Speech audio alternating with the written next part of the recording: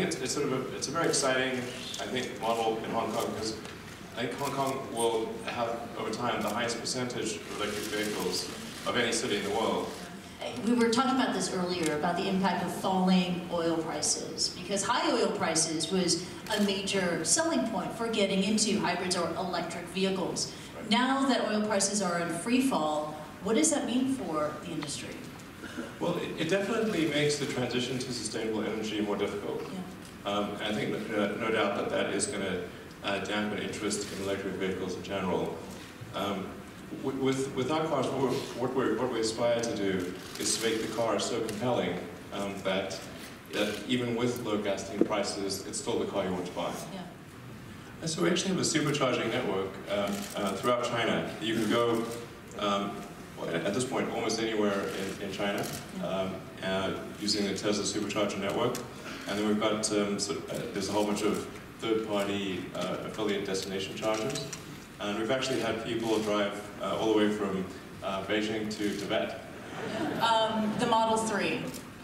What can you tell us about the Model 3, what it's going to look like? And I know that you've mentioned to me about it. Sorry.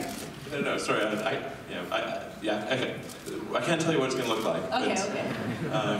But I mean, I can tell you just generally some characteristics about it, which is it's meant to be a slightly smaller version, it's a sort of smaller version of the Model S. And it won't have quite as many bells and whistles, but it'll be at a much lower price point. Yep. So the intent is to roughly cut the price in half. Are there any Chinese electric car vehicle makers that are capturing your attention, or?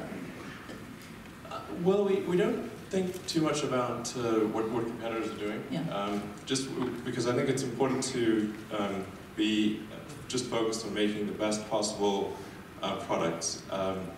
You know, it's sort of maybe analogous to what they say about, you know, if you're in a race, don't worry about what the other runners are doing. Yeah. Just run. Yeah.